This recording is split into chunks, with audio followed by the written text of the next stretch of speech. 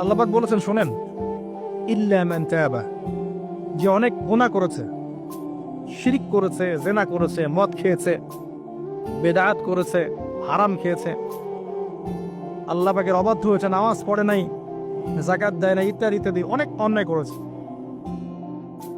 একদিন তওবা করে ফিরে এসেছে। আল্লাহ পাক বলছেন ইল্লা মান তাবা, যে ব্যক্তি তওবা করে ফিরে আসলো, ওয়া আমানা, এবং ঈমান নিয়ে আসলো, ওয়া আমিলা আমালান সালিহান, এবং এখন থেকে সতামল করা শুরু করলো, হোক সে নারী বা পুরুষ, যে কেউ, যে কোনো বয়সের, যে কোনো বর্ণের, যে কোনো ভাষার, যে কোনো দেশের, এগুলো কিচ্ছু যায় আসে না আল্লাহ পাকের। ইন্নাল্লাহা লা ইয়ানজুরু ইলা আজসামিকুম ওয়ালা ইলা সুওয়ারিকুম ওয়ালাকিন ইয়ানজুরু ইলা কুলুবিকুম ওয়া আমালিকুম।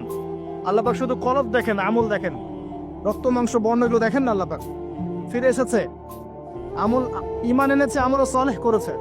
আল্লাহ পাক বলছে উলাইকা, এরাই তারা, ইউবাদদিলুল্লাহু সাইয়্যাতিহিম হাসানাত, এরাই সেই ব্যক্তি যাদের সমস্ত গুনাহকে আমি আল্লাহ নেকি দিয়ে পরিবর্তন করে দেব।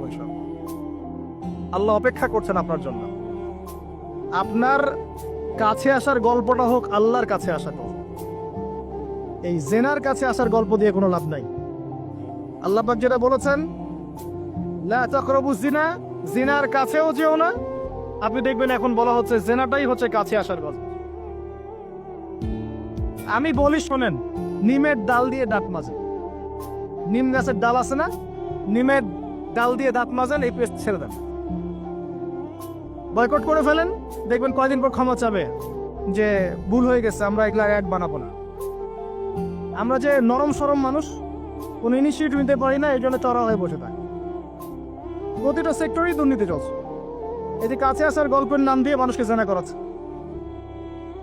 যুবক যুবতী স্কুল লাইফ থেকে মাহরাম, গায়রে মাহরাম, এই গায়রে মাহরামের সাথে স্কুল লাইফ থেকে শুরু হয়। স্কুল লাইফে পড়ছে ক্লাস 8, 9, 10, ক্লাস 8, 9, 10 এর মেয়েরা, ছেলেরা এখন অ্যাডাল্ট। এরা এরা এমন কিছু করে যা আপনার কল্পনাও নাই। এই বয়সেও তো সব পাপ করা শেষ। এগুলোর সাক্ষী আপনারাই, আমার উপর আমাকে ভালো মন্দ বলেন না, এগুলোর সাক্ষী আপনারা নিজেরাই। নিজেদের ঘরগুলো দেখেন। আর সবচেয়ে বড় কথা হচ্ছে ঘরের মানুষ কিন্তু কথা শোনে না। দেখবেন আপনি সারা দুনিয়ায় দিন কায়েম করে ফেলছেন, দিনটা, আর আপনার ঘরটা হচ্ছে নূহ আলাইহিস সালামের মতো। দেখবেন বউ কথা শোনে না, স্বামী ছেলে কথা শোনে না। এটাই বাস্তবতা। কিন্তু নূহ আলাইহিস সালামের ঘটনা মনে নাই? 950 বছর দাওয়াত দিয়েছেন, শেষে গিয়ে বলছেন রব্বি আন্নী মাগলুবুন ফান্তাসির, আল্লাহ আমি পরাজিত হয়ে গেছি, আমাকে সাহায্য করো, আমি পারছি না। আল্লাহ পাক আযাব নাজিল করে দিলেন, তিনি পার হয়ে গেলেন না। ছেলে পার হয় না, ছেলে বলে আমি পাহাড়ে উঠে যাব, পাহাড় আমাকে সেভ করবে। নূহ আলাইহিস সালাম বলছেন আজকে কেউ সেভ করতে পারবে না আল্লাহর আযাব থেকে। একটু পরে ঢেউ এসে বাপ বেটার মাঝখানে পার্থক্য করে দিল, ছেলে ডুবে মরে গেল, তার স্ত্রী পর্যন্ত ঈমান নিয়ে আসলো না। আল্লাহর কাছে হাত তুলে দোয়া করছেন, আল্লাহ আমার ছেলে, আমার আহাল, আমার পরিবার। আল্লাহ ধমক দিয়ে বলছেন যে লাইসা মিন আহলিক, সে তোমার পরিবারের কেউ না। দেখবেন আপনি মাশাআল্লাহ দিনদার, আপনার ভিতরে ইসলাম এস্টাবলিশ করা ডিফিকাল্ট। মানুষ এখন খুব ব্যক্তি সচেতন, নিজের মনে যা চাবে সেটাই করবে। আর আনুগত্যকে তারা দাসত্ব মনে করে। কথা বুঝেন? আনুগত্য করাকে দাসত্ব মনে করে। আমি দাসত্ব করবো কেন?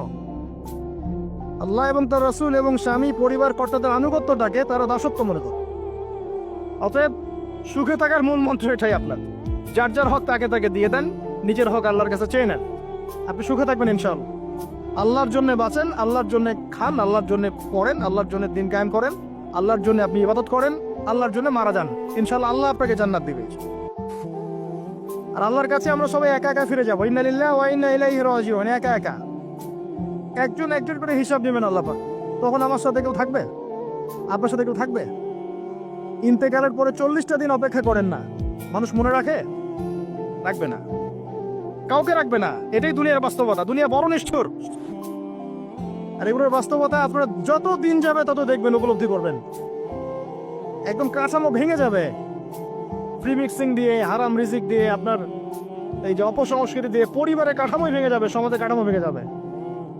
মানুষ দেখবেন আত্মহত্যা করে মারা যাবে বেশি বেশি। বাবার খোঁজ নিবে না সন্তান।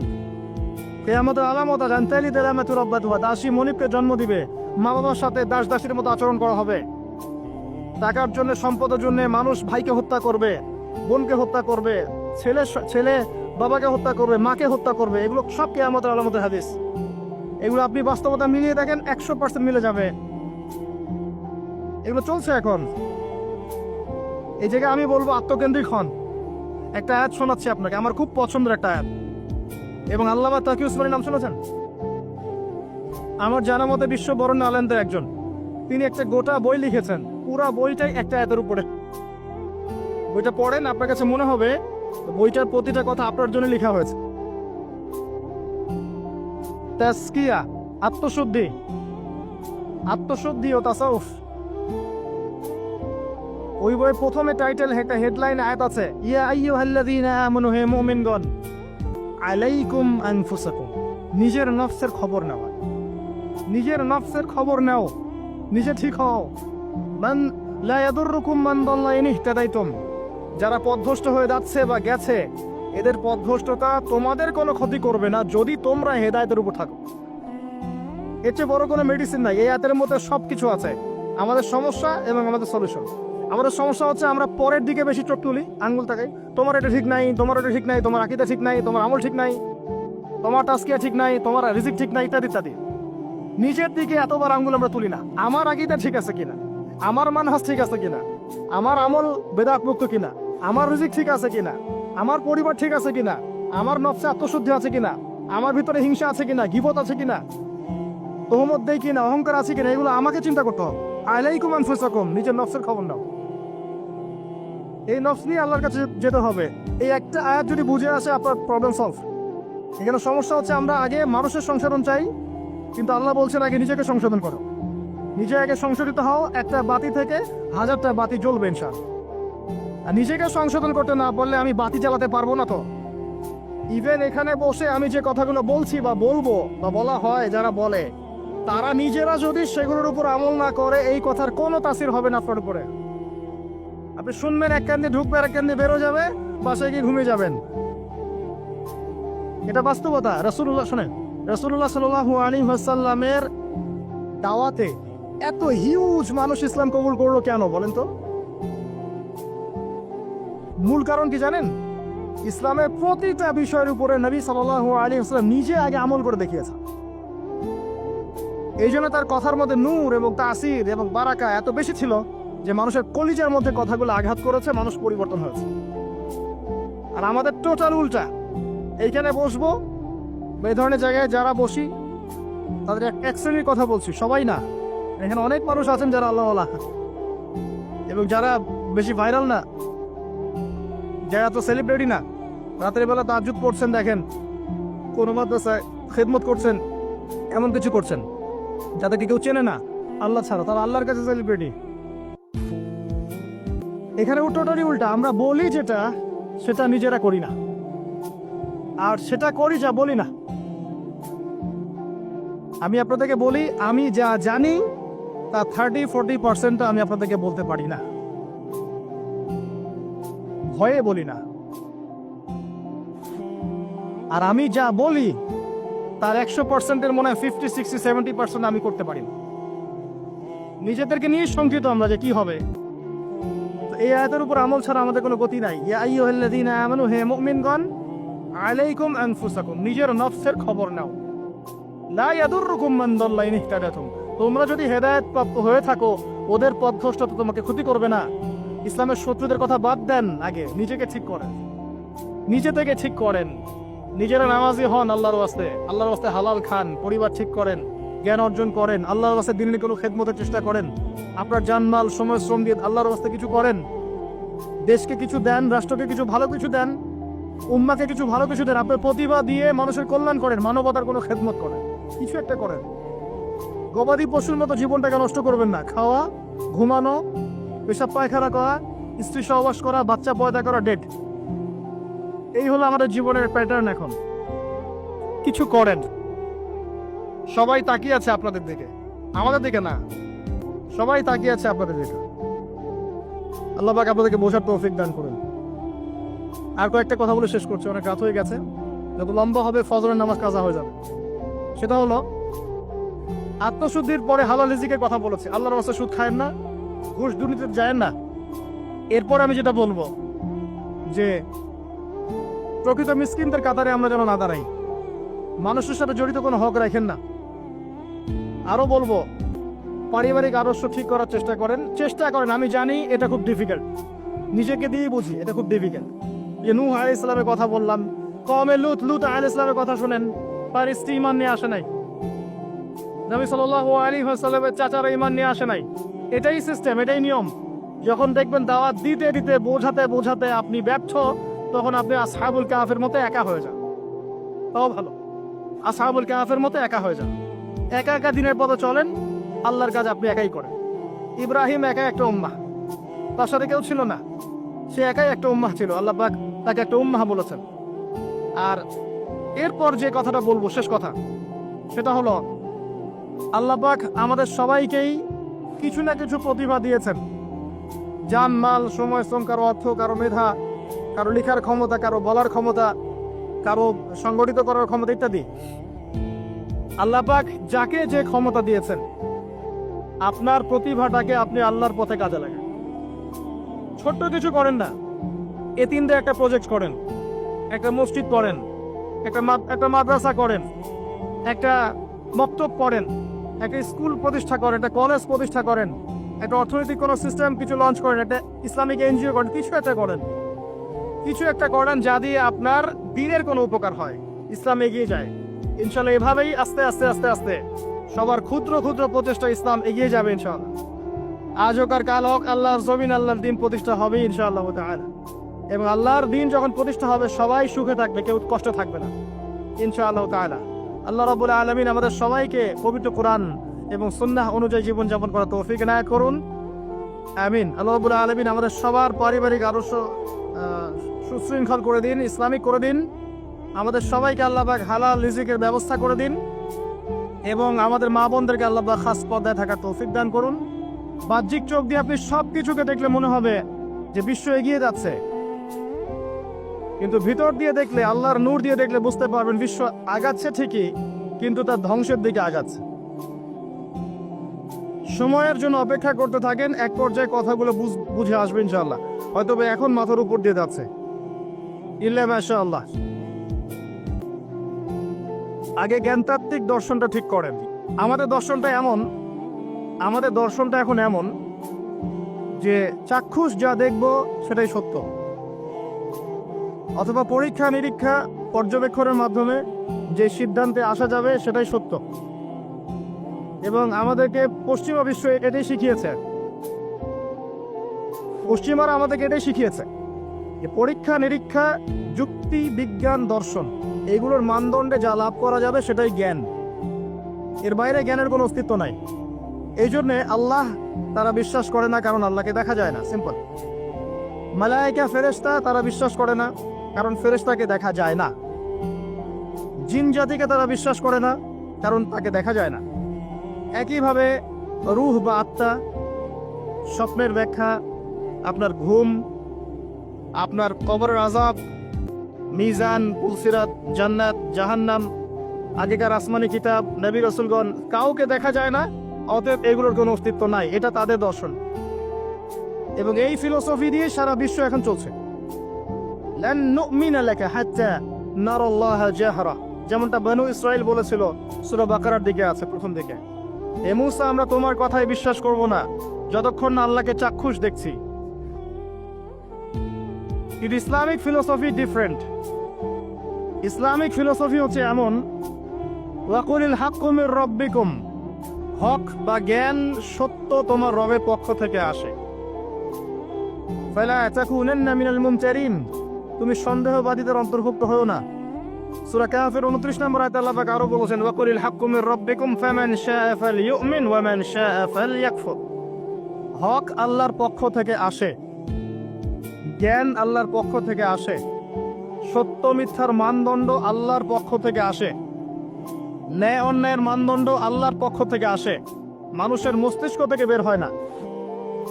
আল্লাহর পক্ষ থেকে যা আসে তাকে যুক্তি, বিজ্ঞান, দর্শন এগুলো দিয়ে প্রমাণ করা যাবেই, এটা জরুরি না। এমন অনেক বিষয় হতে পারে আল্লাহর পক্ষ থেকে আসতে পারে যেটাকে আপনি যুক্তি, বিজ্ঞান, দর্শন দিয়ে প্রমাণ করতে পারবেন না। কারণ এগুলোর সীমাবদ্ধতা আছে, আল্লাহর জ্ঞানের কোনো সীমাবদ্ধতা নাই। আমার কথা কি বোঝা যায়? কথাগুলো হয়তো ইয়াংরা বুঝতে পারবেন। আর আমি জানি লেকচার যত আগাবে মুরব্বীরা তত উঠে চলে যাবে। আমি এটা ফিল করেছি আর কি। কিন্তু আমি এটা বিশ্বাস করি আগামী দিনের ইসলামের ধারক এবং বাহক হবেন যুবকরা ইনশাআল্লাহ, এবং যুবতীরাও, এবং আমাদের পরবর্তী জেনারেশন যারা আমাদের ছেলে বা মেয়েরা আসছে তারা আমাদেরকে দ্বারা যদি খেদমত না হয়, কাজ না হয়, এবং আমরা যদি দায়িত্ব পালন করতে না পারি, আল্লাহ পাকের একটা সুন্নাহ আছে, সেটা হলো সূরা মুহাম্মাদের শেষের দিকে আছে, ইয়াসতাবদিল কওমান গায়রাকুম, আল্লাহ পাক অন্য কওমকে তোমাদের জায়গায় নিয়ে আসবেন, তোমাদেরকে সরিয়ে দিবেন। আমার মতো অপদার্থকে দিয়ে যদি কাজ না হয়, আল্লাহ পাক আমাদেরকে সরিয়ে দিবেন, দিয়ে অন্য বড় বড় স্কলার তৈরি করবেন ইনশাআল্লাহ। আল্লাহ পাকের সুন্নাহ আছে কিছু, ইন তানসুরুল্লাহ ইয়ানসুরকুম, তোমরা যদি আল্লাহকে সাহায্য করো, আল্লাহর দ্বীনকে সাহায্য করো, তবেই আল্লাহর সাহায্য আসবে, অন্যথায় আসবে না। আল্লাহ পাকের সুন্নাহ, আল্লাহর সুন্নাহ এগুলা। নাসুল্লাহ ফানাসিয়াহুম, মানুষ যদি আল্লাহকে ভুলে যায়, আল্লাহও তাদেরকে ভুলে যাবে। এগুলো আল্লাহর সুন্নাহ। ইন্নাল্লাহা লা ইউগাইয়িরু মা বিকওমিন হাত্তা ইউগাইয়িরু মা বিআনফুসিহিম, আল্লাহ পাক কোনো কওমের অবস্থা ততক্ষণ পরিবর্তন করেন না যতক্ষণ তারা তাদের অবস্থা পরিবর্তনের চেষ্টা করে না। এগুলো আল্লাহর সুন্নাহ। তাই আমাদেরকে দিয়ে যদি কাজ না হয়, খেদমত না হয়, উম্মার যদি কোনো কল্যাণ না থাকে, আল্লাহ পাক আমাদের সবাইকে সরিয়ে দিবেন ইনশাআল্লাহ, এবং নতুন কওমকে নিয়ে আসবেন। এমন হতে পারে অমুসলিমদেরকে আল্লাহ পাক ইসলামের সৌন্দর্য দেখিয়ে, ইসলাম কবুল করিয়ে এইসব জায়গায় নিয়ে আসবেন, তারা দিনের খেদমত করবে ইনশাআল্লাহ। কারণ আমরা আগাছা, নিজেকে দিয়ে বুঝতে পারছি, মানুষের দিকে চোখ তোলার, আঙ্গুল তোলার দরকার নাই, নিজেকে দিয়ে বুঝতে পারছি আমরা সবাই আগাছা। আল্লাহ পাক সূরা আরাফের 179 নম্বর আয়াতে বলেছেন, ওয়ালাকাদ যারানা লিজাহান্নামা কাসীরাম মিনাল জিন্নি ওয়াল ইনস, প্রচুর জিন আর মানুষকে দিয়ে আমি জাহান্নাম পূর্ণ করব। খুশি হচ্ছেন? প্রচুর জিন আর মানুষকে দিয়ে আমি জাহান্নাম পূর্ণ করব। কি অপরাধ ছিল? লাহুম কুলুবুন লা ইয়াফকাহুনা বিহা, কলব দিয়েছিলাম, উপলব্ধি করতো না। ওয়ালাহুম আযানুন লা ইয়াসমাউনা বিহা, কান দিয়েছিলাম, শুনতো না। ওয়ালাহুম আ'য়ুনুন লা ইউবসিরুনা বিহা, চোখ দিয়েছিলাম, দেখতো না। উলাইকা কাল আনআম, উলাইকা কাল আনআম, উলাইকা কাল আনআম, এরা হচ্ছে গবাদি পশুর মতো।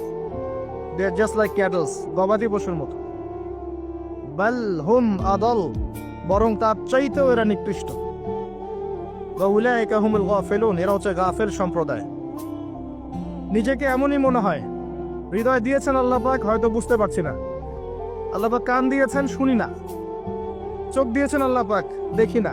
কোন চোখ? বাইরের চোখ তো আবু জেহেলেরও ছিল না? তা আবু জেহেল দেখতে পারলো না কেন? সত্য কোনটা? তার কোন চোখ অন্ধ ছিল? হৃদয়ের চোখ। আলী রাদিয়াল্লাহু আনহু আর আবু জেহেল দুইজনকে আপনি চোখের ডাক্তারের কাছে পাঠান, চোখ টেস্ট করান, দেখবেন দুজনের বাইরের চোখ মাশাআল্লাহ 6 পারফেক্ট চোখ। এখন আবু জেহেলের কোন চোখটা অন্ধ, যে কারণে সে আলী রাদিয়াল্লাহু আনহুর মতো সত্যকে চিনতে পারলো না?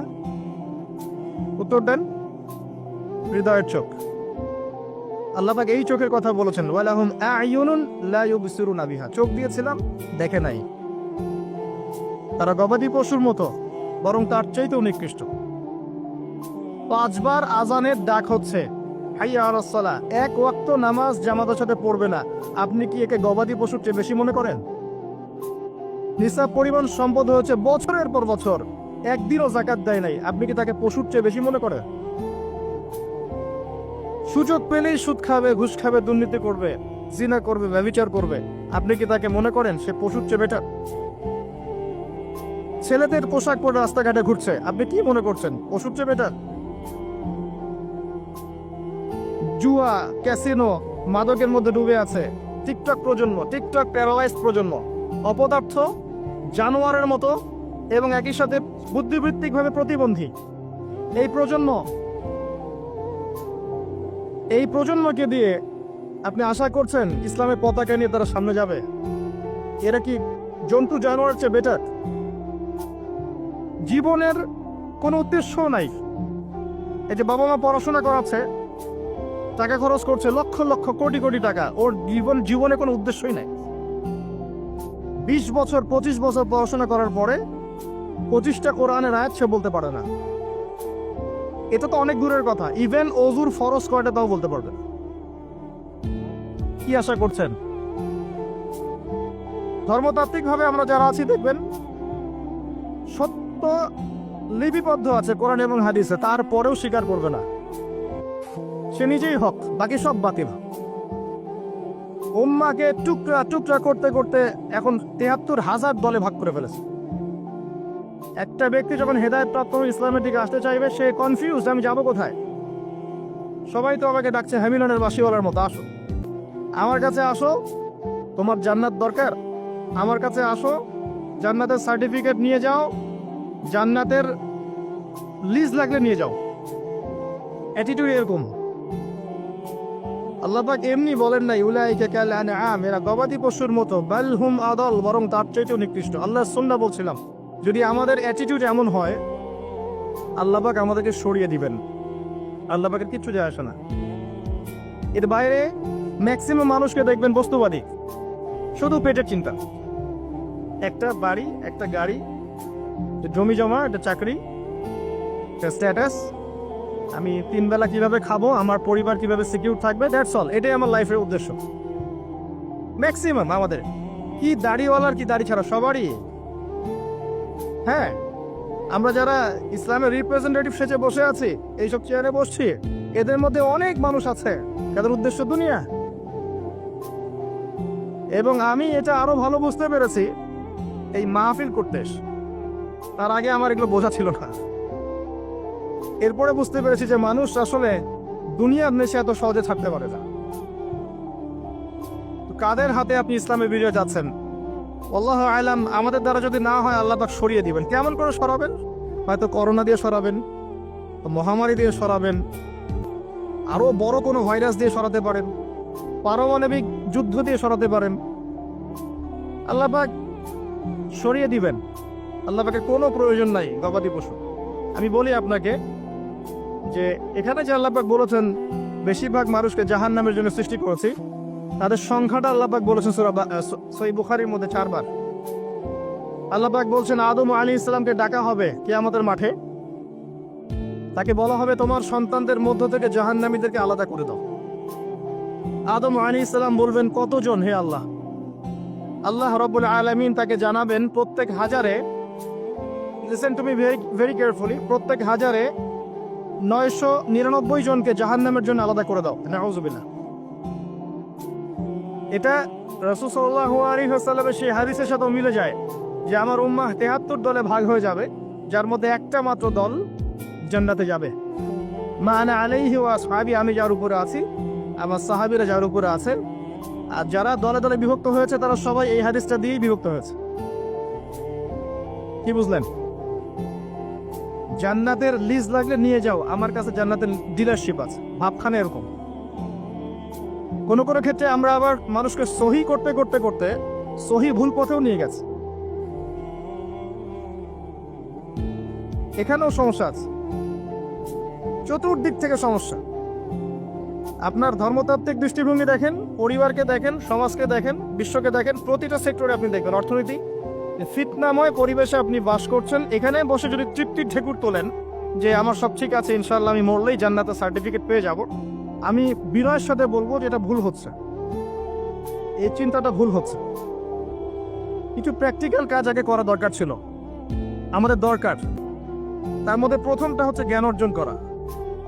মুসলিম যুবকদের এখন প্রথম কাজ জ্ঞান অর্জন করা। বড় বড় চিন্তা পরে, আগে জ্ঞান অর্জন করেন। ইকরা বিসমি রাব্বিকাল্লাযী খালাক, এই আয়াতের উপর আমল করেন। কি জ্ঞান অর্জন করবেন? যারা মাদ্রাসা লাইনে পড়ছেন পড়তে থাকেন, যারা জেনারেল লাইনে পড়ছেন পড়তে থাকেন। উভয় দিকের যে দ্বিমের মেরুকরণ আছে, এটাকে আপনাকে হারমোনিয়াসলি কানেক্ট করতে হবে। যেমন কিছু সাবজেক্ট আপনাকে পড়তে হবে, আপনি মাদ্রাসা লাইনেই পড়েন আর জেনারেল লাইনেই পড়েন। প্রথম সাবজেক্ট হচ্ছে আল কোরআন, এর উপরে কোনো জ্ঞান নাই। আল কোরআন, আল কোরআনের মধ্যে আবার কিছু কাজ আছে। আল কোরআনের প্রথমত তেলাওয়াত শিখতে হবে এবং নিয়মিত তেলাওয়াত করতে হবে। আপনি যদি আল কোরআনে নিয়মিত তেলাওয়াত করেন, আপনাকে কেউ বাধা দিবে? আমরা অনেক সময় আঙ্গুল তুলে তুলে রাখি উপরের দিকে, কিন্তু যে কাজগুলো আমরা করতে পারি সেগুলোই করি না। আপনি কোরআন চর্চা করেন, কেউ বাধা দিবে? প্রথম সাবজেক্ট আপনার কোরআন, এর তিলাওয়াত, এরপরে হচ্ছে অ্যারাবিক ল্যাঙ্গুয়েজ। অ্যারাবিক ল্যাঙ্গুয়েজের মধ্যে নাহু সরফ শিখতে হবে।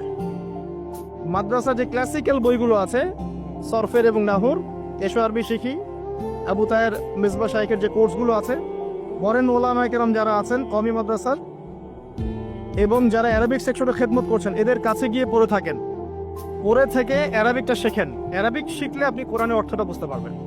আর কোরআনের অর্থ না বুঝলে আল্লাহর নূর আপনার কলবে আসবে না। কোরআনের অর্থ না বুঝলে আল্লাহ নূর কোশ্চেন কালেও আসবে না, আপনি খিদির হতে পারবেন না। এবং এই কোরআন কোনো সাম্প্রদায়িক বই নয়, এটা সবার জন্যে।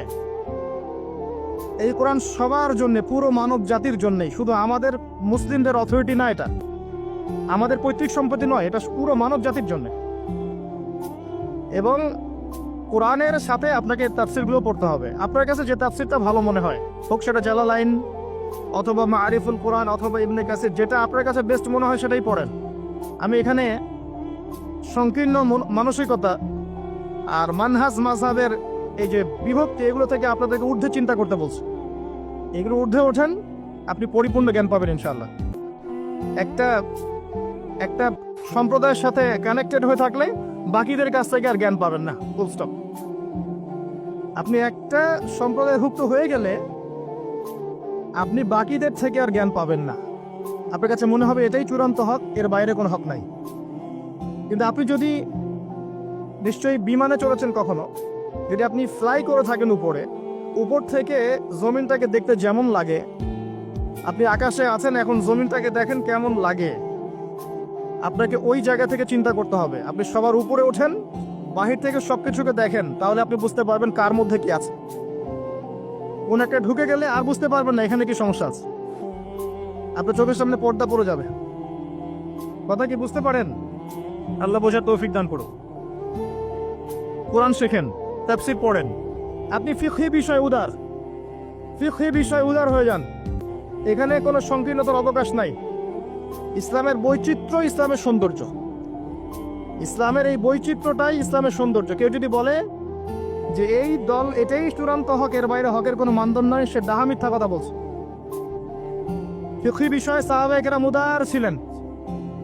যাদের কাছে যতটুকু দলিল পৌঁছেছে অতটুকুর আলোকে তারা তাদের দল বানিয়ে নিয়েছে। কিন্তু এর মাঝখানেও একটা উম্মাতান ওয়াসাতা আছে, মধ্যম পন্থায় চিন্তা আপনাকে করতে হবে, সংকীর্ণ মানসিকতা থেকে বের হতে হবে।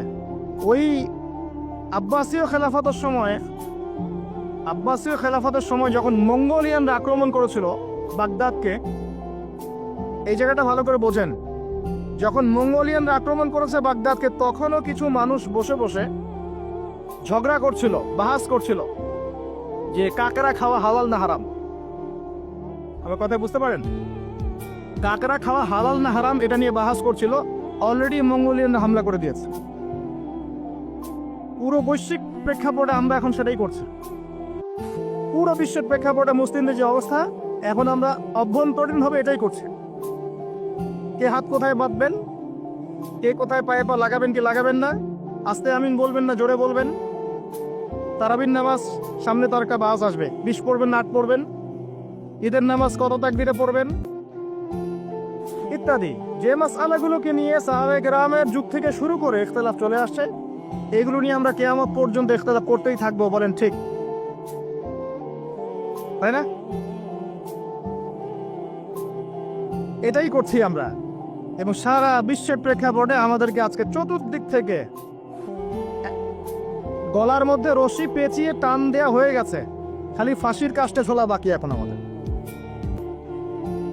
উদাহরণটা এভাবে দিতে পারি আমি, যারা বোঝা তারা বুঝবেন ইনশাআল্লাহ। সমুদ্রের ধারে দাঁড়িয়েছেন কখনো?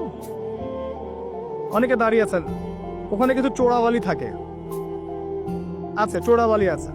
এই চোরাবালিতে কেউ যদি ডুবে যায়, দেখা যায় যে আস্তে আস্তে তার হাঁটু, তারপরে তার কোমর, তারপর বুক আস্তে আস্তে ডুবতে থাকে। আমাদের অবস্থাটা এখন এমন হয়েছে যে প্রথমে আমাদের উম্মাহ, এই দেহটা একটা চোরাবালিতে পড়েছিল। পরে তার প্রথমত টাকনু পর্যন্ত ডুবেছে। সে হাত পা ছড়াছড়ি করছে, আমাকে বাঁচাও, আমাকে উঠাও।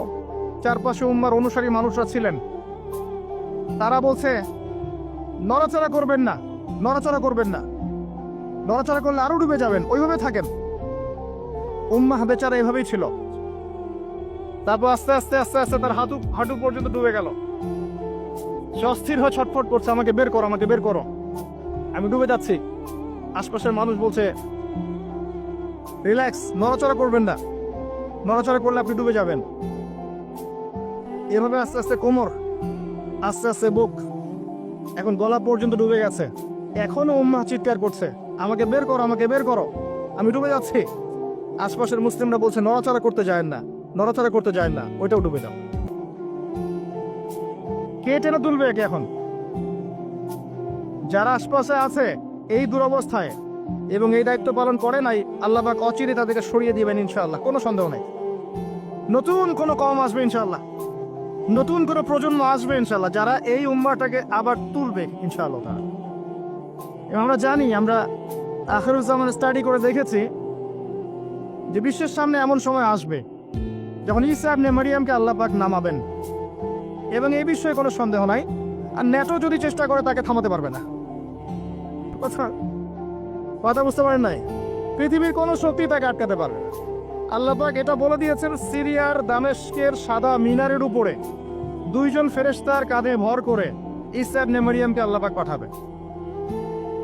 হাদিস এভাবে এসেছে, তার চুলগুলো ছিল ব্রাউন কালার এবং অনেক কাত পর্যন্ত লম্বা। চুলগুলো দিয়ে টপটপ করে পানি পড়তে থাকবে, দেখে মনে হবে মুক্তা ঝরে পড়ছে। এত স্পেসিফিকলি কোন কিতাবে বলা থাকতে পারে? কোন রিলিজনের মধ্যে থাকতে পারে ইসলাম ছাড়া? ইসলামই তো সেই রিলিজন যেখানে আপনি হায়েজ নিফাসের মাসআলা পাবেন, পররাষ্ট্রনীতিও পাবেন। অন্য কোথাও আছে? ঈসা ইবনে মারিয়ামের চুল দিয়ে টপটপ করে পানি পড়তে থাকবে, এটা পর্যন্ত বলা আছে। এবং আল্লাহ পাক বলেছেন, তার রাসূলের মাধ্যমে জানিয়েছেন সাল্লাল্লাহু আলাইহি ওয়াসাল্লাম, যে ঈসা ইবনে মারিয়াম প্যালেস্টাইনের বাবেলুদ নামক জায়গায় মাসিহুদ দাজ্জালকে হত্যা করবে ইনশাআল্লাহ। এবং এখান থেকে, ওই জেরুজালেম থেকে তিনি পুরো বিশ্বে ইসলামী খেলাফা বাস্তবায়ন করবেন। এটা কত বছর পর? এটা ননসেন্স প্রশ্ন। এটা কত বছর পর? এই প্রশ্নটা হচ্ছে এমন প্রশ্ন যে আদম আলাইহিস সালাম আর হাওয়া আলাইহিস সালাম যে গাছের ফল খেয়েছিলেন, ওই গাছের নাম কি? এই প্রশ্ন যেমন ভিত্তিহীন, ননসেন্স প্রশ্ন, এরকমই ননসেন্স প্রশ্ন হচ্ছে কত বছর পর এটা হবে। এটা দিয়ে আপনার কি দরকার? কত বছর পর হবে এদি আপনি কি করবেন? আমি কি করব? আর আমরা তো অপদার্থ, আগাছা, আমাদের সাথে এগুলো সাথে আমাদের তো বেসিকই ঠিক নাই। ঈসা ইবনে মারিয়াম এর হাতে আল্লাহ রাব্বুল আলামিন 40 বছর পৃথিবীর খেলাফা রাখবেন ইনশাআল্লাহ তাআলা। তখনকার যে প্রজন্মটা থাকবে, এই প্রজন্ম ইনশাআল্লাহ ওই চোরাবালিতে ডুবে যাওয়া উম্মাহকে টেনে বের করবে ইনশাআল্লাহু আযজা ওয়া জাল। এখন সময় অপেক্ষা করে বসে থাকার জন্য আপনাকে পাঠানো হয়নি, আমাকে পাঠানো হয়নি। আল্লাহ পাক কিছু দায়িত্ব দিয়েছেন। প্রথমটা বলছিলাম, আপনাকে জ্ঞান অর্জন করতে হবে, এবং জ্ঞান অর্জনের প্রথম ধাপ হচ্ছে আল কোরআন। যে সেক্টরে পড়াশোনা করেন, তারপরে আপনি আসবেন আরবি ভাষা সাহিত্যে, এরপরে আসবেন তাফসিরে, অনুবাদে, এরপরে হাদিসের কিতাবগুলো পড়বেন। এবং লাভ দিয়ে কঠিন হাদিস পড়তে যাবেন না, রিকোয়েস্ট। আগে লাভ দিয়ে খপ করে সহিহ বুখারী ধরতে যাবেন না, আপনি বিভ্রান্ত হয়ে যাবেন। আই রিপিট, লাভ দিয়ে খপ করে সহিহ বুখারী ধরতে যাবেন না, আপনি বিভ্রান্ত হয়ে যাবেন। বলতে পারেন যে বেদাতি কথা বলছি কিনা? এটা ফকিহদের কথা, যারা ফুকাহায়ে কেরাম তাদের কথা। কারণ লাভ দিয়ে কেউ MBA পড়তে পারে না, লাভ দিয়ে কেউ মেডিকেল সায়েন্সের বই পড়তে পারে না, এক লাফে কেউ এই যে ডক্টরেট করতে পারে না, পারে। তাকে ধাপে ধাপে উঠতে হয়, আপনাকে ধাপে ধাপে উঠতে হবে। হাদিসে আরবাইন দিয়ে শুরু করেন। যে মাদ্রাসায় কওমি নিসাবে যারা পড়েছেন সবাই জানেন এই বিষয়গুলো। ফয়জুল কালাম দিয়ে শুরু করেন, ক্লাসিক্যাল বই, বুলুগুল মারাম মিন আদিল্লাতিল আহকাম, এগুলো দিয়ে আগান। মিশকাতুল মাসাবিহ দিয়ে আগান। মিশকাত পড়তেই তো দাঁত ভেঙে যায়, এত সহজ মনে করেছেন? 2-4 পাতা হাদিস পড়ে নিজেকে মুফতি মনে করবেন না। ক্লাসিক্যাল বইগুলো অনেক কঠিন, এবং যারা আলেম ওলামা হয়েছেন এমনি এমনি হন নাই, সুদীর্ঘ পথ পাড়ি দিয়ে আলেম হয়েছেন। যখন আপনি কম জানবেন তখন মনে হবে যে আমি অনেক জানি, যখন বেশি জানবেন মনে হবে কিচ্ছু জানি না। আমার কথা বুঝতে চেষ্টা করেন। যখন কম জানবেন মনে হবে অনেক জানি, আমি পণ্ডিত, এটা হালাল এটা হারাম, এটা জায়েজ এটা নাজায়েজ। যত বেশি জানতে থাকবেন, যত বেশি আলেম ওলামার সোহবতে পড়ে থাকবেন, দেখবেন আপনি কিচ্ছু জানেন না। এবং যত দিন যাচ্ছে আমি নিজেকে এই জায়গায় ফিল করি যে আমি আসলে কিছুই জানি না। এবং আমি যেখানে বসে কথা বলছি, রাতের অন্ধকারে আমার কান্না আসে যে আমি যে এখানে বসে কথা বলছি, তাহলে উম্মার কি অবস্থা বোঝা আমার শেষ। কথা বুঝতে পারছেন না? এখানে বসা উচিত ছিল এমন মানুষের যাদের হাতে ইসলামের বিজয় হবে। সেখানে আমার মতো নগণ্য মানুষ বসে আছে, তার সাথে একটা ছবি তোলার জন্য মানুষ হুমড়ি খেয়ে পড়ছে। তারা চিন্তা করেন বাস্তবতা কি জিনিস। আল্লাহ পাক আমাদেরকে বুঝদান করুন। প্রত্যেকটা ঘরে ঘরে একটা করে ইসমাইলের মতো ছেলে তৈরি করেন আলাইহিস সালাম। প্রত্যেকটা ঘরে ঘরে একটা ওমর এবং খালিদের মতো ছেলে তৈরি করেন। মারিয়াম আয়েশা রাদিয়াল্লাহু আনহুমা তাদের মতো করে মেয়ে তৈরি করেন। আজকে থেকে 50 বছর পরে রেজাল্ট পাবেন ইনশাআল্লাহ। ইসলামের বিজয় হুট করে হবে না। আল্লাহ পাকের সিস্টেম সুন্নাহ হচ্ছে আল্লাহ পাক হঠাৎ করে কিছু করেন না। রাত থেকে দিন হয়, ধীরে ধীরে হয়। দিন থেকে রাত হবে, ধীরে ধীরে হবে। ধাপ করে রাত হয় না, ধাপ করে দিন হয় না। আর আমরা এটা আশা করে বসে আছি যে ধাপ করে মনে হয় ইসলাম বিজয় হয়ে যাবে। জি না, ঈসা ইবনে মারিয়ামের সেই সময় আসতেও দেখবেন অনেক পর্যায়ে পার হবে। বিশ্ব এই অবস্থা থাকবে না, 1/3 মানুষই থাকবে না, ডেড। এবং কে জানে আগামী 10 বছরের মধ্যে নাও থাকতে পারে। আল্লাহু আলাম। যা শুরু হয়েছে বিশ্বে, যারা আমাদেরকে হিউম্যানিটি শিখাতো, এক সময় মানবতা শিখাতো, এরাই দেখবেন এখন অমানবিক আচরণ করছে। এটা ওপেন সিক্রেট। যারা আমাদেরকে মানবতা ধ্বজাধারী হয়ে আমাদেরকে মানবতা শেখায়, আমরা যদি বাধ্য হয়ে কারো কাছে বহির্বিশ্বের কাছে ঋণ চাই, আমাদেরকে নিয়ে ঠাট্টা মশকরা করে। আর এগুলো এখন সব মিডিয়াতে আসে, আমাদেরকে কিছু মনেই করে না। অ্যারোগেন্ট জাতি এ পশ্চিমারা। আল্লাহ পাক এমন কলিউশন লাগিয়ে দিবেন যে ওরা আপোষে মারামারি করে শেষ হয়ে যাবে, দেখে নিন। আল্লাহ পাক এমন কলিউশন লাগিয়ে দিবে যে পুরো ওই জায়গাটা ধসে যাবে। পৃথিবীর 3টা বড় বড় ভূমিকম্প বাকি আছে এখনো, তার মধ্যে একটা হবে পশ্চিমা বিশ্বে, আর একটা অবশ্য পূর্ব দিকে যেখানে আমরাও থাকি, আরেকটা হচ্ছে আমাদের আমিরুল মুমিনিনদের দেশে, দুবাই আরব কন্টিনেন্ট। তারা আমাদের এখন আমিরুল মুমিনিন না, অনেক মানুষ তাই মনে করে যে আরবিতে কথা বললেই আমিরুল মুমিনিন, আবার একটু ঘষা মাজা করলেই আমিরুল মুমিনিন। সুবহানাল্লাহ। আপনি এক চোখ দিয়ে রেখেছেন, আপনার ভিতরে চোখ অন্ধ। ইসরায়েল পুরো জায়গা ক্যাপচার করে ফেলবে অচিরে ইনশাআল্লাহ তাআলা, নাকের ডগায় বসেই। এবং মুসলিমরা মেনেও নিবে সেগুলা, তার সাথে বন্ধুত্ব করে ফেলবে এবং সে ডমিনেট করবে পুরো আরব বিশ্বকে। চ্যালেঞ্জ করলাম, দেখে নিন ইনশাআল্লাহ তাআলা। আপনি এখন অন্ধ। ইমামুল মাহদি যখন আসবে তখন দেখবেন তার উপরেই চাপ সৃষ্টি করা হবে। ইমামুল মাহদিকে নিঃসন্দেহে সন্ত্রাসী বলা হবে যদি ওই সময় মিডিয়াগুলো থাকে, এবং মুসলিমরাই এগুলো ঢোল পিটাবে, দেখে নিন। এক শ্রেণীর মুসলিম বের হয়ে যাবে তখনও, যখন বলবে যে ইমামুল মাহদি খারেজি, এটাও বলবে। অপেক্ষা করতে থাকেন, জ্ঞান অর্জন করেন প্রিয় ভাই। হাদিসে কিতাবের কথা বলছিলাম, আগে বড় জায়গায় যায় না, মিশকাত শেষ করেন, আস্তে আস্তে ইবনে মাজায় যান, তিরমিজিতে যান, আবু দাউদ পড়েন, নাসাই পড়েন, পরে যান বুখারী মুসলিমে। তখন কি ইনশাআল্লাহ আপনি বুঝতে পারবেন। আর এই পড়াশোনা করবেন কোথায়? একা একা? বাজার থেকে যাব, পাবলিকেশন থেকে বই কিনবো, আরবি এবারত জবর যে প্রেস দিয়ে আছে পড়বো, বাংলা অনুবাদ পড়বো, মুফতি হয়ে যাবো, তাই নাকি? শুকরান। কে বলেছেন কথাটা? শুকরান। ওস্তাদ লাগবে, ওস্তাদ লাগবে, ওস্তাদ। আর ওস্তাদ খুঁজতে গিয়ে সাম্প্রদায়িক হয় না যে আমি এই মাযহাব ফলো করি, এই মাযহাবের বাইরে কোনো ওস্তাদ নিব না, আমি এই দল করি, এই দলের বাইরে কোনো ওস্তাদ নিব না। তখন কি হবে? আপনি দলীয় সাম্প্রদায়িকতায় চলে যাবেন। আপনিও তখন মুকাল্লিদ হবেন। মানুষকে মুকাল্লিদ বলছেন, আপনি নিজেও তো মুকাল্লিদ। একজন আলেম বই লিখেছেন, ধরেন আমার হাতে একটা বই আছে, নামাজ শিক্ষার বই, কথার কথা। তো এখন এই বইটার মধ্যে তিনি কিছু দলিল দিয়েছেন, রেফারেন্স দিয়েছেন, নামাজকে সাবিত করেছেন, আপনি এখন সেটা ফলো করছেন। হাদিসের নাম্বারগুলো দেওয়া আছে, আপনি ফলো করছেন। ফলো করে বলছেন আমি গায়রে মুকাল্লিদ, তোমরা সবাই মুকাল্লিদ। এই যে বইটা তিনি লিখলেন, আপনি তো লেখককে ফলো করছেন, লেখক যা লিখেছেন তাই ফলো করছেন। অবশ্যই আপনিও তার মাযহাব মেনেছেন, তার মতকে মানেন নাই, মেনেছেন। নাকি আপনি প্রত্যেকটা হাদিসকে যাচাই বাছাই করে দেখেছেন কোনটা সহিহ কোনটা যঈফ? দেখেছেন? তাহলে আপনি তার মত মেনেছেন, আর মত তো মানতেই হচ্ছে। এই মতটুকু না মানলে তো আমি দিন বুঝতেই পারবো না। পারবো?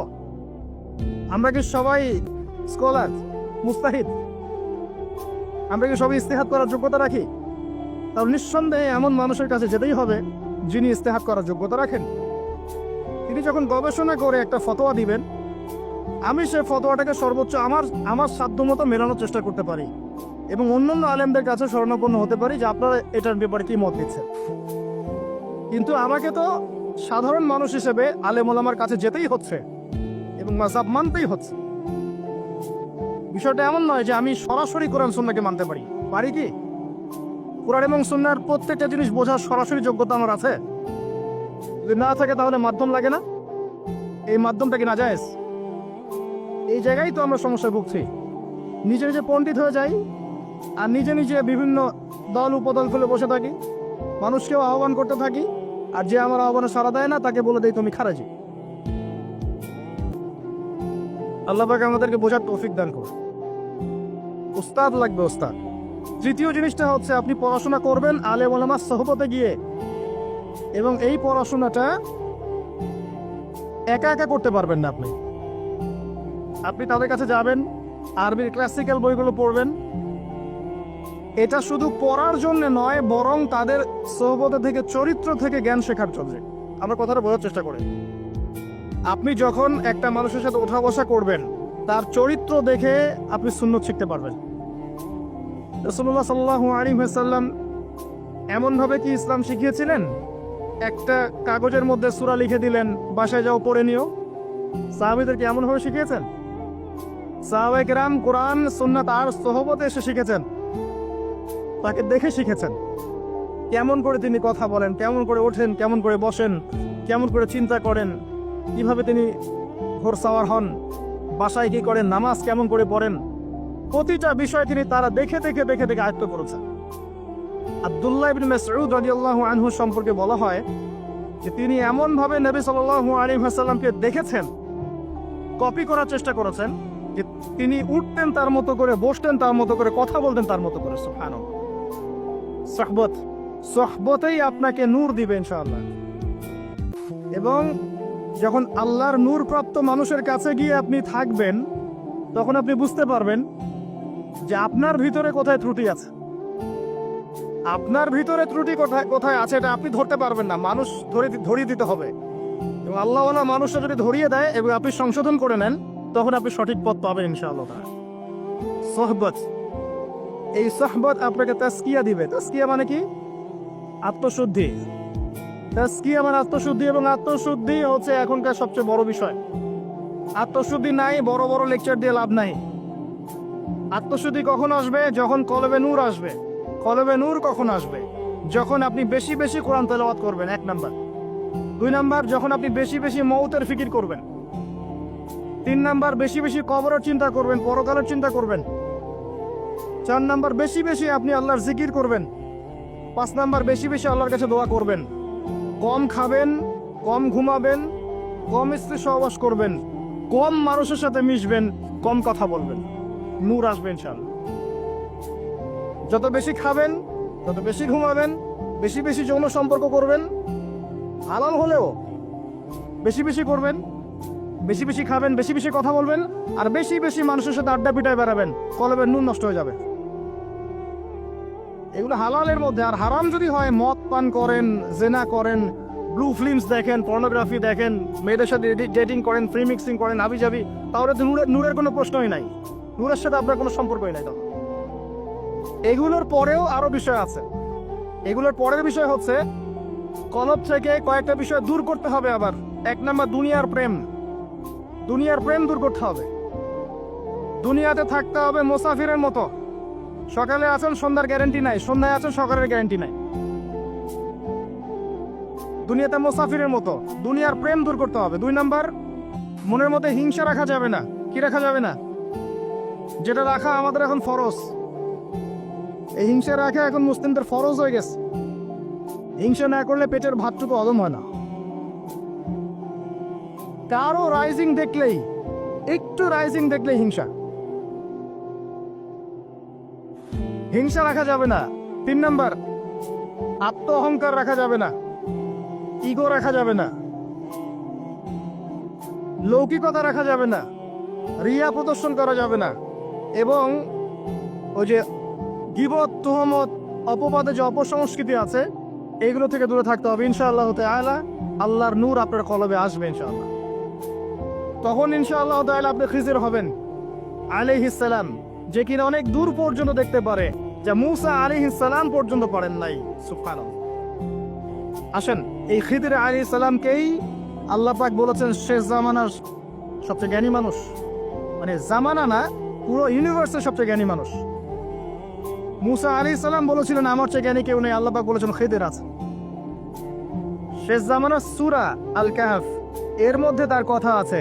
এটা আপনাকে ডাইরেকশন দিচ্ছে, শেষ জামানায় যদি আপনি হকপন্থী হতে চান, আলোর সন্ধান পেতে চান, খিদির আলাইহিস সালামের মতো দূরদর্শিতা সম্পূর্ণ হতে হবে।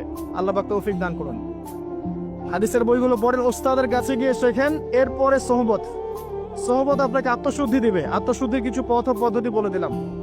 এখানে আমি একটা হাদিস বলবো, এই হাদিসটা খুব ভালো করে শোনেন।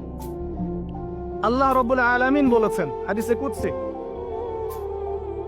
যে আল্লাহ পাক যেগুলো ফরজ করেছেন, ওয়াজিব করেছেন, এগুলো যখন একজন বান্দা নিয়মিত করতে থাকে এবং এর সাথেও নফল কাজ করতে থাকে, আল্লাহ পাক সেই বান্দাকে ভালোবেসে ফেলেন। আল্লাহ পাক যখন কোনো বান্দাকে ভালোবাসেন তাকে ডেকে নিয়ে আসেন, তাকে ডেকে নিয়ে বলেন, সরি, এই যে আপনি ওঠাউঠি করছেন, আমার কনসেন্ট্রেশন নষ্ট হচ্ছে। যখন আল্লাহ পাক কাউকে ভালোবাসেন তখন জিবরাইল আলাইহিস সালামকে ডেকে নিয়ে আসেন। ডেকে নিয়ে এসে বলেন যে পৃথিবীতে অমুকের পুত্র অমুক, তাকে আমি ভালোবাসি, হে জিবরাইল তুমিও তাকে ভালোবাসো। এরপর জিবরাইল আলাইহিস সালাম তাকে ভালোবাসতে থাকেন এবং অন্যান্য মালায়েকাদেরকে ডেকে জিবরাইল আলাইহিস সালাম বলেন, আল্লাহ অমুককে ভালোবাসেন, আমিও তাকে ভালোবাসি, তোমরা সবাই তাকে ভালোবাসো। এরপর সমস্ত ফেরেশতারা তাকে ভালোবাসতে শুরু করে। এরপর ফেরেশতা মণ্ডলী পৃথিবীতে আসেন, এসে দুনিয়াবাসীকে উদ্দেশ্য করে বলেন যে অমুকের পুত্র অমুককে আল্লাহ ভালোবাসেন, জিবরাইল ভালোবাসে, আমরা ভালোবাসি, তোমরা সবাই তাকে ভালোবাসো। এরপর দুনিয়ার মানুষদের কাছে তার মর্যাদা বাড়িয়ে দেওয়া হয়, তার দিকে মানুষের মনকে ঘুরিয়ে দেওয়া হয় এবং তার প্রতি মানুষের ভালোবাসা সৃষ্টি করে দেওয়া হয়। আল্লাহ পাকের নূর যখন আপনার ভিতরে আসবে, ইনশাআল্লাহ দেখবেন আল্লাহ রাব্বুল আলামিন আপনার হাতে তার দ্বীনের পতাকা দিবেন ইনশাআল্লাহ আযজা ওয়া জাল্লা। তাসকিয়ার প্রয়োজন, তাসকিয়া না আসলে নূর আসবে না। লাভ নাই ভাই, প্রচুর ইবাদত বন্দেগী করে মনের মধ্যে অহংকার রেখে কোনো লাভ নাই। অনেক কিছু করছেন, নিজেকে মনে করছেন আপনি সুপিরিয়র, অন্যরা সব ককরোচ, আপনি জান্নাতের ডিলার, লাভ নাই। ইবলিসের আকীদা এটা ইবলিসের আকীদা, খলাকতানি মিন নার ওয়া খলাকতাহু মিন তিন। এখন যারা ইসলামের বিপক্ষে আছে তাদের মধ্যে থেকে আল্লাহ পাক খালিদ এবং ওমর রাদিয়াল্লাহু আনহুর মতো সাহাবী বের করতে পারেন। আল্লাহ পাকের সুন্নাহ বোঝা খুব দুষ্কর। যাকে আপনি তুচ্ছ করছেন, আল্লাহ পাক তাকে হেদায়েত দিয়ে আপনার চেয়ে বড় জায়গায় নিয়ে যেতে পারেন। যাকে আপনি বড় কাফের মনে করছেন, আল্লাহ পাক কাল তাকে হেদায়েত দিয়ে ইসলামের খেদমত করাতে পারেন। আবার আল্লাহ পাক আপনাকে, যিনি 5 ওয়াক্ত নামাজ পড়ছেন, রোজা রাখছেন, আপনাকে পথভ্রষ্ট করে দিয়ে জাহান্নামে নিতে পারেন। অতএব আত্ম অহংকারের কোনো সুযোগ নাই। তাসকিয়া দরকার। কদ আফলাহা মান যাক্কাহা ওয়া কদ খাবা মান দাসাহা। কদ আফলাহা মান তাযাক্কা ওয়া যাকারা ইসমা রাব্বিহি ফাসাল্লা বাল তু'থিরুনাল হায়াতাদ দুনিয়া ওয়াল আখিরাতু খায়রু ওয়া আবকা। তাসকিয়ার পরে কি করবেন? চেষ্টা করেন হালাল রিজিক অন্বেষণ করার। আল্লাহর ওয়াস্তে সুদ খায়েন না, আল্লাহর ওয়াস্তে ঘুষে যায় না, আল্লাহর ওয়াস্তে, আল্লাহর দোহাই দিয়ে বলছি দুর্নীতি করেন না, আল্লাহর ওয়াস্তে মানুষের সম্পদ আত্মসাৎ করেন না। আল্লাহকে ভয় করেন, আল্লাহর ওয়াস্তে করেন, আল্লাহর ওয়াস্তে ছেড়ে দেন। হাত জোর করে রিকোয়েস্ট করছি, সুদ খায়েন না। নিজের মায়ের সাথে জেনার মতো অপরাধ, নিজের মায়ের সাথে জেনার মতো অপরাধ, এটা আমার কথা নয়, এটা মুহাম্মদ সাল্লাল্লাহু আলাইহি ওয়াসাল্লামের কথা, যাকে কবরে আপনাকে দেখানো হবে, যিনি আপনার জন্য সুপারিশ করবেন কাল কিয়ামতের মাঠে, যিনি আপনার জন্য হাউজে কাউসারের পানি নিয়ে দাঁড়িয়ে থাকবেন, আপনার উসওয়াতুল হাসানা, সেই মুহাম্মদ সাল্লাল্লাহু আলাইহি ওয়াসাল্লামের কথা। সুদ খেও না। এর সর্বনিম্ন পাপ নিজের মাকে বিয়ে করা, নিজের মায়ের সাথে জেনা করা। কেউ যদি এই সমাজে নিজের মায়ের সাথে জেনা করে থাকে, কালকে সকালে রাস্তায় বের হয়, আপনি চাইবেন তাকে রজম করে মেরে ফেলতে, চাইবেন না? এই কাজ দিব্যি আমরা করছি। সর্বোচ্চ পাপ সুদের, আল্লাহ এবং তার রাসূলের সাথে যুদ্ধ করা। অনেক দিন আয়াতটা বলেছি, আবারও বলছি, শোনেন। কারণ কিছু মানুষের কানে ঢুকতেই চায় না কথা। আল্লাহ পাক বলেছেন, ইয়া আইয়ুহাল্লাযীনা আমানু, হে মুমিনগণ, ইত্তাকুল্লাহ, আল্লাহকে ভয় করো। ওয়া যারু মা বাকিয়া মিনার রিবা, সুদের অবশিষ্ট অংশগুলো ছেড়ে দাও। ইন কুনতুম মুমিনিন, যদি প্রকৃতপক্ষে মুমিন হয়ে থাকো। ওয়া ইল্লাম তাফআলু, যদি তোমরা এই কাজ না করো। শুনেন আল্লাহর কথা। আল্লাহ বলছেন, যদি তোমরা এই কাজ না করো, ফাআযানু বিহারবিন মিনাল্লাহি ওয়া রাসূলিহি, তাহলে আল্লাহ এবং তার রাসূলের সাথে যুদ্ধের ঘোষণা শুনে না। The path is yours. Choose your path. রাস্তা আপনার, আপনি চুজ করেন কোন পথে আপনি যাবেন। কেউ বাধ্য করবে না আপনাকে। লা ইকরাহা ফিদ্দিন, দিনে কোনো বাড়াবাড়ি নাই। তরোয়াল দিয়ে কেউ বলবে না যে সুদ খেও না। তরোয়ালের জোরে কেউ বলবে না যে ইসলাম কবুল করো। ইসলাম এগুলো হারাম। ইসলাম এভাবে ছড়ায় নাই। এগুলোর সাথে ইসলামের কোনো সম্পর্ক নাই। ইসলামের নামে যারা সন্ত্রাসবাদ ছড়িয়েছে এবং জঙ্গিবাদ ছড়িয়েছে, এগুলোর সাথে ইসলামের কোনো সম্পর্ক নাই। ইসলাম বাধ্য করবে না আপনাকে, কিন্তু আপনি রাস্তা ওয়াহাদাইনাহুন নাজদাইন, দুইটা পথ আমি দেখিয়ে দিয়েছি, আপনি একটা চুজ করেন। ইম্মা শাকিরা ওয়া ইম্মা কাফুরা, ইচ্ছা হলে আপনি কুফরি করেন, ইচ্ছা হলে কৃতজ্ঞ হন। আল্লাহ বলেছেন সুদ খেও না। নিজের মায়ের সাথে জেনা করা, আল্লাহ এবং তার রাসূলের সাথে যুদ্ধ করা। আপনি পথ চুজ করেন।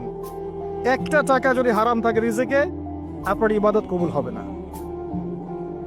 সে যেই হোক, দাড়ি টুপি পাগড়ি জুব্বাওয়ালা মানুষও যদি সুদ খায়, জায়েজ হয়ে যাবে না। পৃথিবীর সমস্ত মানুষ যদি ভোটাভুটি করে যে সুদ হালাল, হালাল হয়ে যাবে না। পরিবারের হালাল রিজিকের ব্যবস্থা করেন। অনেক মানুষ দেখা হয়, কথা হয়, মেসেঞ্জারে টেক্সট করে, হোয়াটসঅ্যাপে নক করে। বড় চাকরি করতো, 60,000, 70,000, 80,000 টাকা বেতন পেত, তখন রিজিকে বরকত ছিল না। ছেড়ে দিয়েছে, চায়ের দোকান দিয়েছে, এখন রিজিকে বরকত আছে। আজকে একজনের সাথে দেখা হয়েছে, তিনি ইউএস বাংলা এয়ারলাইন্সে কাজ করেন। আমাকে বলছেন, ভাই, মুরব্বী মানুষ, আমার পরিবারের সদস্য সংখ্যা বেশি ছিল, হারাম জবে ছিলাম, সুদ খেতাম, সুদী এনজিওতে কাজ করেছি, আপনার লেকচার শুনেছি, আলহামদুলিল্লাহ, আল্লাহ পাক শুনিয়েছেন তাকে, এখানে আমার কোনো ক্রেডিট নাই, তিনি ছেড়ে দিয়েছেন, এখন এখানে কাজ করেন। আমি বললাম, পরিবারে কি কোনো সমস্যা হয়, রিজিকে বরকত আছে না? তিনি বলছেন, এখন বারাকার শেষ নাই। বলছে, কেউ অসুস্থ হয় না পরিবার আমার এখন, আগে ডেইলি অসুস্থ হতো। আমার টাকা চুরি চামারি হয় না, আগে আমার টাকা আত্মসাৎ হয়েছে। বরকত কি জিনিস আপনাকে বুঝাই। বরকত চোখে দেখা যায় না। আপনি হালাল রিজিকে থাকেন, দেখবেন আপনার পরিবারের মানুষ কম অসুস্থ হচ্ছে, খরচ কমে গেল, আপনার সম্পদ চুরি ডাকাতি হচ্ছে না, নিরাপদ আছে। আপনার অল্প রিজিক আল্লাহ রহমত বরকত ঢেলে দিলেন, অল্প খেয়ে আপনি তৃপ্ত। মেডিসিনে খরচ নাই, অসুস্থতার খরচ নাই, আজে বাজে কোনো খরচ নাই, কারণ আপনি হারাম খাচ্ছেন না। বরকত চোখে দেখা যায় না, এটা বুঝতে হয়। আবার দেখবেন মাসে কোটি টাকা আর্ন করছেন, এই যে বড় একটা ক্যান্সার, এই যে কিডনি ড্যামেজ, এই যে ব্লাড চেঞ্জ করতে হচ্ছে, একটা রোগ শেষ হচ্ছে আরেকটা শুরু হচ্ছে, বাবার অসুখ, মায়ের অসুখ, এই সমস্যা ওই সমস্যা একটার পর একটা লেগেই আছে। এই প্রজেক্ট নষ্ট হচ্ছে, ওই প্রজেক্ট নষ্ট হচ্ছে, আবার মানুষ ছিনতাই করছে, চুরি ডাকাতি করছে। এটা আল্লাহ পাকের গজব। রহমত বরকত চোখে দেখা যায় না, এটা আপনাকে বিশ্বাস করতে হবে যে আল্লাহর পক্ষ থেকে এগুলো আসে। ইমানের 6 পিলার সব তো গায়েব, আল্লাহ বিশ্বাস গায়েব, মালায়েকা ওয়া কুতুবিহি ওয়া রুসুলিহি ওয়াল ইয়াউমিল আখির ওয়াল কদরি খায়রি ওয়া শাররি, সবই গায়েব। অদৃশ্য বিশ্বাসের নামই তো ঈমান। তো বরকত রহমত কি দেখা যাবে? দেখা যাবে না। রূহ বা আত্মাকে দেখেছেন? আপনার শরীরে নাই। এভাবেই আল্লাহ রহমত বরকতে বিশ্বাস করতে হবে। আল্লাহ পাক ইনশাআল্লাহ তাআলা আপনার হালাল অল্প রিজিকে বারাকা দিবেন ইনশাআল্লাহ। আল্লাহর ওয়াস্তে দুর্নীতি করেন না, আল্লাহর ওয়াস্তে করেন না। আমি বলি একটা হাদিস শোনাই, আমরা তো দায়িত্ব পেলে অনেক খুশি হই। রাসূলুল্লাহ সাল্লাল্লাহু আলাইহি ওয়াসাল্লাম বলেছিলেন, হে আবু যর, তুমি কখনো দুইজন ব্যক্তির দায়িত্ব নিতে যেও না। যদি দুইজন ব্যক্তির দায়িত্ব নাও, যেন তোমাকে ছুরিবিহীন জবাই করে ফেলা হয়েছে, কারণ প্রত্যেককে তার দায়িত্ব সম্পর্কে জিজ্ঞাসা করা হবে। আমরা তো খুশি হই। রাসূল সাল্লাল্লাহু আলাইহি ওয়াসাল্লাম বলেছেন, তোমরা কি জানো সবচেয়ে বড় মিসকিন কে? সবচেয়ে বড় মিসকিন কে? দরিদ্রকে? সাহাবীরা বলছেন, আমরা তো মনে করি যার কাছে অর্থ সম্পদ কম সেই বড় মিসকিন। আল্লাহ রাসূল বলছেন, ভুল। শোনো, সবচেয়ে বড় মিসকিন সেই ব্যক্তি যে ব্যক্তি পরকালে অনেক নেকি নিয়ে উঠবে, নামাজ, রোজা, হজ, যাকাত, ওমরা, হজের নেকি, বিশাল বিশাল নেকি। এরপরে সে দেখবে সামনে মানুষ দাঁড়িয়ে আছে, কারো গীবত করেছে, কাউকে তহমত দিয়েছে, কাউকে অপবাদ দিয়েছে, কারো টাকা চুরি করেছে, কাউকে অন্যায়ভাবে জুলুম করেছে, কাউকে পিটিয়েছে, কারো সম্পদ লুট করেছে ইত্যাদি। তখন আল্লাহ পাক বলবেন, শোধ করে দাও। কিভাবে শোধ করা হবে? ফেরেশতারা জিজ্ঞাসা করবেন। আল্লাহর পক্ষ থেকে হুকুম আসবে, এই ব্যক্তির নেকিগুলোকে ওদের আমল নামে কনভার্ট করো, শেয়ার ইট পাস করে দাও। ওটা আরো বড় টেকনোলজি হবে ইনশাআল্লাহ তাআলা। বলার সাথে সাথেই আপনার নেকি আমার নেকি দেখা যাবে চলে গেছে, নাউজুবিল্লাহ। এবার সব নেকি শেষ। এবার কি হবে? অর্ডার আসবে, তাদের গুনাহগুলোকে এই ব্যক্তির আমল নামে চাপিয়ে দেওয়া হবে। এরপর আল্লাহ পাক বলবেন, ইকরা কিতাবাক, পড়ো তোমার কিতাব। ওয়া কাফা বিনাফসিকা আল-ইয়াওমা আলাইকা হাসিবা, আজকে তুমি তোমার হিসাব নেওয়ার জন্য যথেষ্ট। এই কিতাব আর ডান হাতে আসবে না, ঘুরে আসবে। ওয়া আম্মা মান উতিয়া কিতাবাহু বিশিমালিহি ফাসাউফা ইয়াদউ সুবুরা, তখন সে মৌতকে ডাকতে থাকবে, হায় আজকে আমার একটা মৃত্যু দিয়ে কাজ হবে না, 1000টা মৌত আমার দরকার। সুবহানাল্লাহ, ইন্না লিল্লাহি ওয়া ইন্না ইলাইহি রাজিউন। এই হচ্ছে তাদের পরিণতি যারা অন্যের সম্পদ আত্মসাৎ করে খাবে। আল্লাহ পাক আমাদেরকে বোঝার তৌফিক দান করুন, এবং মানুষের সাথে জড়িত হক যাদের থাকবে, আল্লাহ পাক যেন আমাদেরকে মানুষের সাথে জড়িত কোনো হক না রাখেন, পবিত্র অবস্থায় দুনিয়া থেকে নেন, আল্লাহুম্মা আমিন। কারণ দুনিয়াতে যার হক তাকে দিয়ে দেন। ভাই, আমি একটা কথা বলেছি, কথাটা ভাইরাল হয়েছে অনেক। মানুষের অবস্থানকেই ভালোবাসে, মানুষ কখনোই মানুষের অন্তঃসত্ত্বাকে ভালোবাসে না। অবস্থান আপনার ভালো, আপনার পিছনে মানুষের অভাব থাকবে না। আজকে আপনার ক্ষমতা আছে, পাওয়ার আছে, খ্যাতি আছে, ইত্যাদি আছে, মানুষ দেখবেন পিছনে ঘুরঘুর করছে, এবং এরা কিন্তু সবাই সবার স্বার্থেই ঘুরঘুর করছে। এর বাইরে আল্লাহ পাক কিছু মানুষের মনে আল্লাহর পক্ষ থেকে মহব্বত দেন, এটা আলাদা বিষয়। এটা শুধু ধার্মিকদের ক্ষেত্রেই সম্ভব। ওই দুই ব্যক্তি যারা আরশে ছায়া পাবে, যারা একে অপরকে আল্লাহর ওয়াস্তে মহব্বত করেছে, তাই না? অতএব আল্লাহর পক্ষ থেকে একটা মহব্বত থাকে, এটার কোনো স্বার্থ থাকে না, নিঃস্বার্থ ভালোবাসা। এটা টোটালি নিঃস্বার্থ ভালোবাসা, কোনো স্বার্থ নাই। কিন্তু দুনিয়ার ভালোবাসা স্বার্থপর। অবস্থানকে আপনাকে মূল্যায়ন করা হবে। আপন শুধু আল্লাহ পাক আপনার।